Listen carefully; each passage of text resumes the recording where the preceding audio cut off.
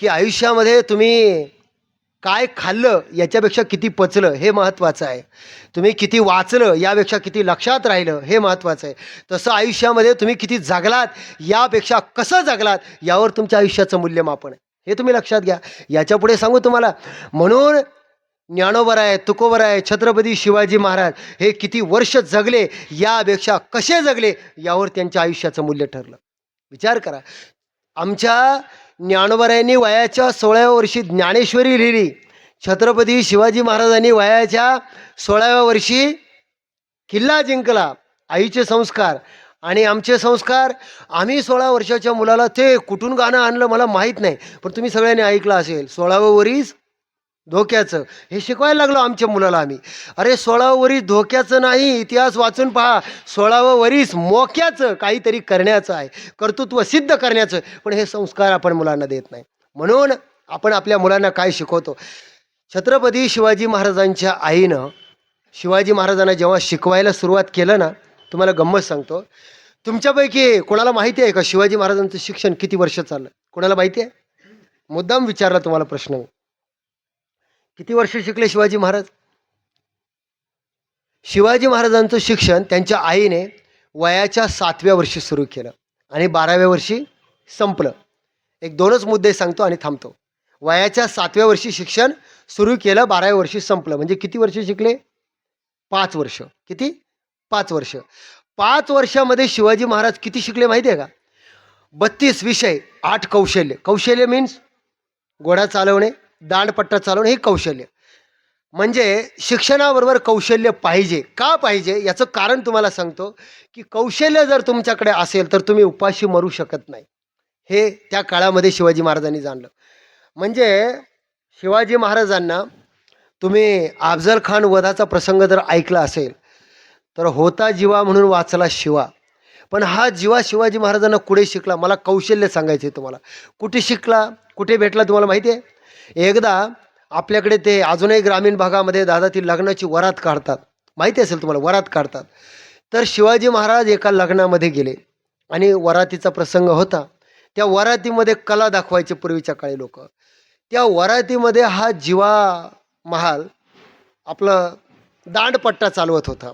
शिवाजी महाराजांनी ते पाहिलं आणि पाहिल्यानंतर शिवाजी महाराजांना एवढं प्रभावी झाले की काय दांडपट्टाच चालवतो, प्रभावी झाले. आणि त्याला सांगितलं उद्या मला गड्यावर येऊन भेट. त्याला नोकरीला ठेवलं. नोकरीला ठेवल्यानंतर त्याला दर महिन्याला पगार वगैरे, आणि तो शिवाजी महाराजाबरोबर राहायचा. काही काम नाही, काही नाही. तो रोज महाराजाला विचारायचा, महाराज अहो मला काही बरं वाटत नाही, तुमचा पगार घेतून काम काहीच नाही. अलीकडच्या काळात लोक असा नोकरी पाहतात की तिथं कामच नाही पाहिजे, फक्त पगार मिळाला पाहिजे. माझं बोलणं लक्षात येत आहे का तुमच्या?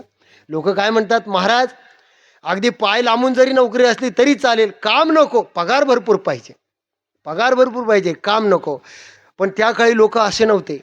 कामाला जर आपण कोणाकडे गेलो तर ज्याचा मोबदला आपण घेतला, ज्याचे पैसे आपण घेतले त्याचं काम झालं पाहिजे, ही भूमिका होती. स्वामी काच गुरुभक्ती हे शिकवलं आमच्या ज्ञानोबराय तुकोबरायांनी.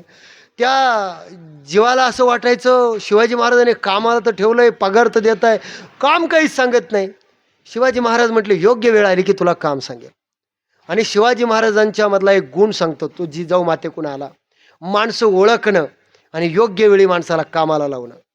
विचार करा, 12 वर्ष जीवा महालला सांभाळलं, काहीच काम सांगितलं नाही. 12 वर्षात एकदाच कामाला वापरलं. कुठे? अफजल खान वधाच्या वेळेस एकदाच वापरलं, पण शिवाजी महाराजांचा प्राणच वाचवला.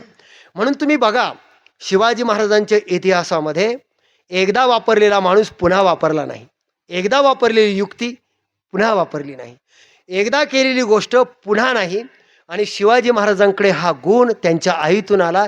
आणि त्यांच्या आईने जे विषय त्यांना शिकवले आणि त्यांना सांगितलं की बाळा आयुष्यामध्ये इतकं मोठं स्वराज्य निर्माण करायचं की ते स्वराज्य निर्माण करत असताना, धर्माचं संघटन करत असताना, आपण शिवाजी महाराज उभे करत असताना आपण काय करतो?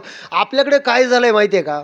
शिवाजी महाराज म्हटले की शिवाजी महाराज घोड्यावर, म्हणजे आपल्याकडे कसं आहे, शिवाजी महाराज चौकात आणि त्यांचे मावळे चौकीत, म्हणजे पोलीस स्टेशनमध्ये.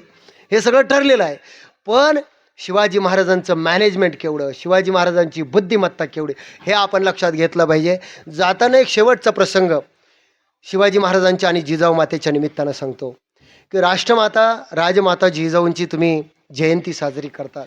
इथून जाताना एक विचार घेऊन जा आणि तो विचार आपल्या मुलाला शिकवा की आज वर्तमानपत्रामध्ये तुम्ही जर जगामध्ये स्त्रियांवर होणारे दुराचार अत्याचार जर तुम्ही बघितले त्याचं प्रमाण वाढत चाललं आहे आणि त्यातले त्यात भारत जर अग्रेसर क्रमावर आहे आणि त्यातले त्यात महाराष्ट्र अग्रक्रमावर आहे. ज्या राज्यामध्ये ज्ञानोबराय तुकोबरायांची संत परंपरा आहे, ज्या राज्यामध्ये स्त्रीचे आदर करणारे छत्रपती शिवाजी महाराजांसारखे महापुरुष जन्माला आले त्या राज्यांमध्ये जर स्त्रियांवर अत्याचार होत असेल, आता मध्ये सातारा सांगली परिसरामध्ये एक मोठी घटना घडली की अल्पवयीन मुलीवर अत्याचार होऊन जे काही तुम्ही वाचलं असेल, असे रोज दिवसागणिक प्रकरणं आपण पाहतो. मी त्याचा उल्लेख करत नाही, तुम्ही सगळे वाचता रोज. पण हे सगळे घडत असताना कधीतरी तुम्ही विचार केला का? मागे हिंगणघाटला एक प्रकरण झालं होतं, एका प्राध्यापिकेवर ॲसिड फेकलं होतं मुलाने. हे का घडतं? म्हणजे स्त्रीवर होणाऱ्या दुराचाराचं प्रमाण एकीकडे कमी होत नाही आणि एकीकडे मात्र आपण शिवजयंती साजरी करतो, जिजाऊ मातेची जयंती साजरी करतो. याचं एकमेव कारण असं आहे की मला वाटतं येणाऱ्या काळामध्ये प्रत्येक स्त्रीने आपल्या मुलाला हा संस्कार दिला पाहिजे की बाबा तू घराच्या बाहेर निघाल्यानंतर तुझ्या जीवनामध्ये अनेक स्त्रिया तुला भेटतील. तुला एखादी मैत्रीण म्हणून भेटेल, तुझ्या जीवनामध्ये एखादी बहीण म्हणून येईल, एखादी पत्नी म्हणून येईल, एखादी आई असेल. पण प्रत्येक स्त्रीकडं पाहण्याची दृष्टी तुझी कशी असली पाहिजे हे शिकवण्याकरता मला वाटतं प्रत्येक आईनं राष्ट्रमाता राजमाता जिजाऊ यांचा आदर्श आपल्या डोळ्यासमोर ठेवला पाहिजे आणि तोच आदर्श आपल्या मुलाला दिला पाहिजे. कारण मी नेहमी एक वाक्य सांगत असतो आणि ते पुनरावृत्तीचा दोष पत्करून सांगतो की असं म्हणतात की या जगामध्ये ज्या ज्या लोकांना स्त्रीचा मान कळाला, ज्या ज्या लोकांना स्त्रीचा बहुमान कळाला, ती लोकं आयुष्यामध्ये मोठी झाली. ज्यांना स्त्री बहीण म्हणून कळाली तो मुक्ताईचा ज्ञानोबा झाला, ज्याला स्त्री बहीण म्हणून कळाली तो मुक्ताईचा ज्ञानोबा झाला, ज्याला स्त्री पत्नी म्हणून कळाली तो सीतेचा राम झाला, ज्याला स्त्री प्रेयसी म्हणून कळाली तो राधेचा श्याम झाला आणि ज्याला स्त्री आई म्हणून कळाली तो जिजाऊचा शिवबा झाला.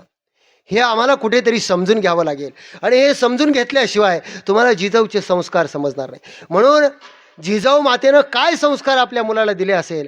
शिवाजी महाराजांच्या प्रसंगामध्ये अनेक प्रसंग येतात, पण शेवटचा एक प्रसंग याकरता सांगतो की त्यांच्या दरबारामध्ये कधी त्यांनी परस्त्रीचा आदर केला नाही, कधी आपल्या दरबारामध्ये स्त्रिया नाचवल्या नाही. आणि मला वाटतं आपल्याला लाज वाटली पाहिजे या गोष्टीची की ज्या शिवाजी महाराजांनी आपल्या दरबारामध्ये कधी स्त्रीला नाचवलं नाही, स्त्रीचा पदर, अंगणातली तुळस आणि घरातली स्त्रीची आबरू सुरक्षित राहावी म्हणून जो राजा अहोरात्र जीवनामध्ये झटत राहिला. मी नेहमी सांगत असतो की जिजाऊ या नावापूर्वी इतिहासामध्ये कोणाचं नाव जिजाऊ फारसं दिसत नाही आणि शिवाजी या नावाच्या आधी कोणाचं नाव शिवाजी दिसत नाही. पण या दोन नावाचे जे अर्थ आहे ते फार गमतीशीर आहे. ऐका, लक्षात ठेवा. जिजाऊ फोड करून बघा. जिजाऊ काय अर्थ होतो? जी म्हणजे जिज्ञासा, जी म्हणजे जिज्ञासा, जा म्हणजे जागृती. जी म्हणजे जिज्ञासा, जा म्हणजे जागृती. जिज्ञासा आणि जागृती जिथं असते तिथंच उ म्हणजे उत्कर्ष होतो, म्हणजे जिजाऊ. आणि जिथे उत्कर्ष असं जिथं आहे, जिज्ञासा आहे, उत्कर्ष आहे, जागृती आहे, तिथंच शिवाजी महाराजांसारखा पुत्र जन्माला येतो. आता शिवाजी नावाचा अर्थ आहे का? दोन अर्थ होतात. शिवाजी, शी म्हणजे शिका, वा म्हणजे शिकल्याप्रमाणे वागा. शी म्हणजे शिका, वा म्हणजे शिकल्याप्रमाणे वागा.